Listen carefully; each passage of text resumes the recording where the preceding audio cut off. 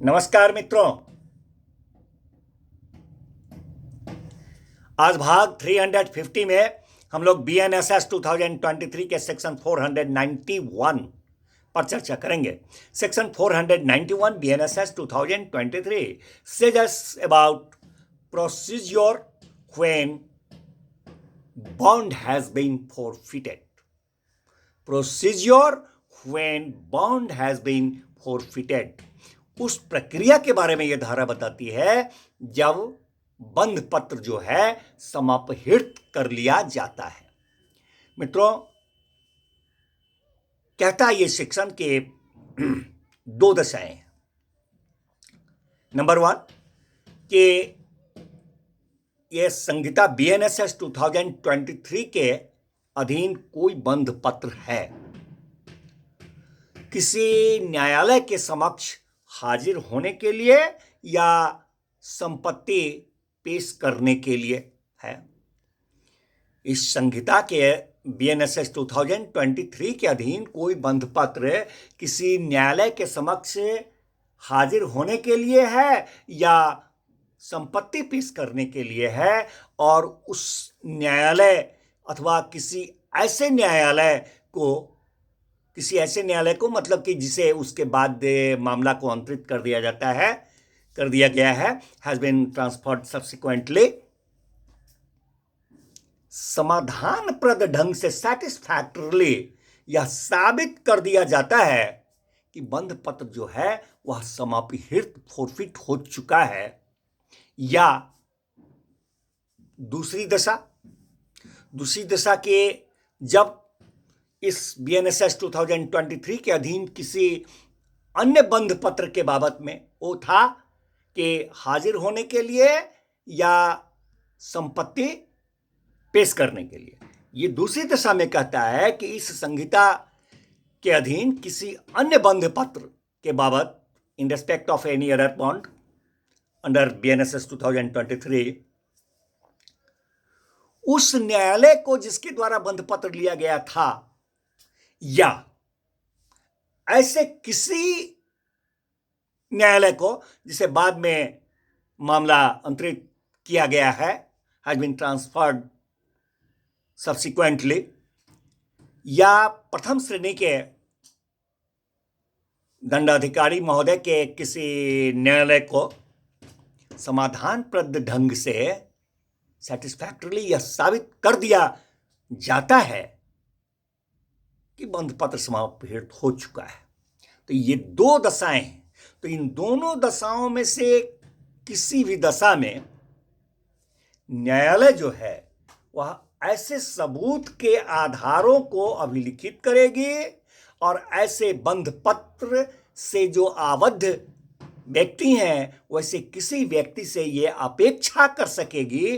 क्या अपेक्षा कर सकेगी? अपेक्षा ये कर सकेगी कि वह व्यक्ति जो आबद्ध व्यक्ति है उसकी शास्ति दे, टू पे पेनाल्टी, या फिर कारण दर्शित करे कि वह व्यक्ति जो है शास्ति क्यों नहीं दिया जाना चाहिए, या वह व्यक्ति ये साबित करे, कारण दर्शित करे कि शास्ति जो है क्यों नहीं दिया जाना चाहिए।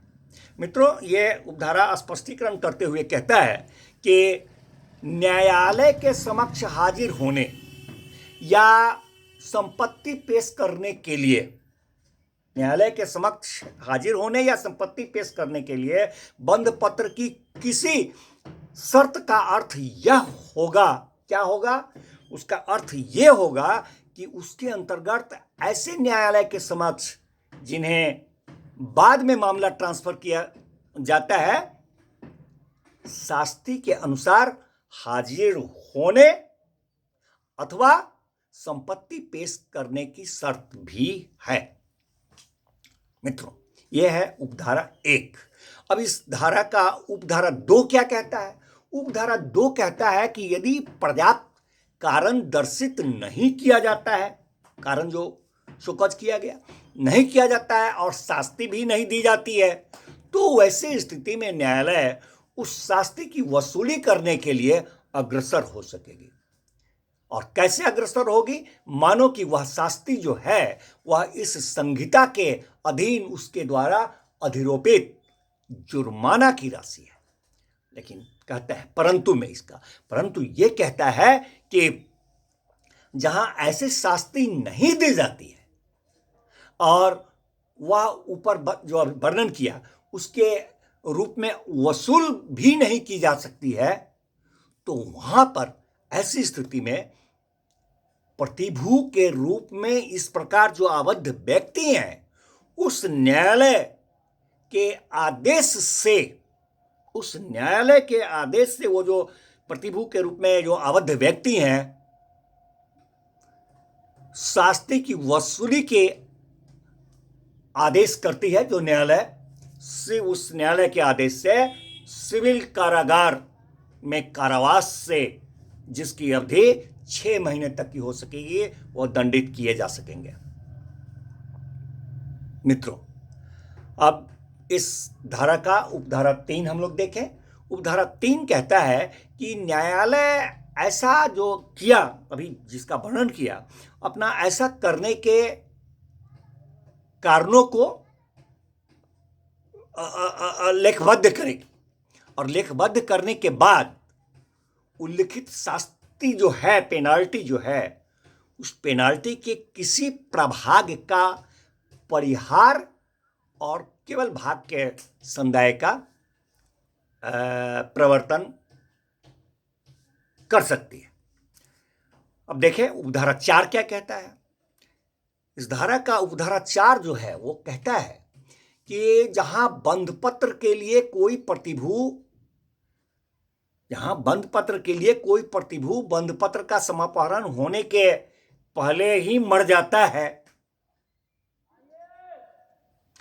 तो वैसी दशा में उसकी संपत्ति जो है वह बंधपत्र के बारे में सारे दायित्व से उन्मोचित हो जाती है। मित्रों, उसी अनुक्रम में अब उपधारा 5 को देखें। उपधारा 5 क्या कहता है? उपधारा 5 कहता है कि जब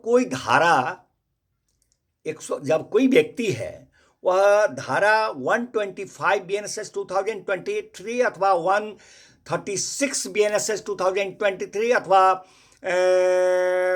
401 BNSS 2023, इन तीनों में से कोई उसके तहत प्रतिभूति दिया है, अगर कोई व्यक्ति किसी ऐसे अपराध हेतु वह कन्विक्ट किया जाता है, वह व्यक्ति किसी ऐसे अपराध के लिए कन्विक्ट किया जाता है, दोष सिद्ध किया जाता है, जिसे करना उसके बंध पत्र की या उसके बंध पत्र के बदले में धारा 494 BNSS 2023, उस पर अभी हम लोगों ने चर्चा नहीं किया है, बाद में डिटेल में करेंगे। कहता है कि उसके बंध पत्र के बदले में धारा 494 के अधीन निष्पादित बंध पत्र की शर्तों का भंग होता है, तो वैसी दशा में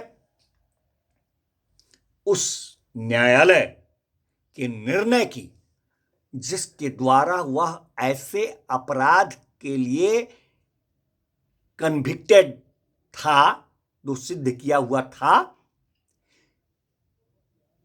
सर्टिफाइड कॉपी उसके प्रतिभू या प्रतिभुओं के विरुद्ध इस धारा 491 के तहत सभी कार्यवाहियों में बतौर एविडेंस, बतौर साक्ष्य यूज में लाया जा सकता है।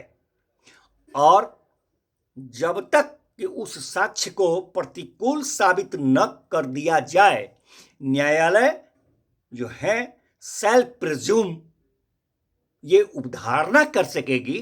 न्यायालय क्या उपधारणा कर सकेंगी कि ऐसा अपराध जो है वह उसके द्वारा किया गया है। धन्यवाद मित्रों, मिलते हैं फिर नेक्स्ट भाग में नेक्स्ट सेक्शन के साथ।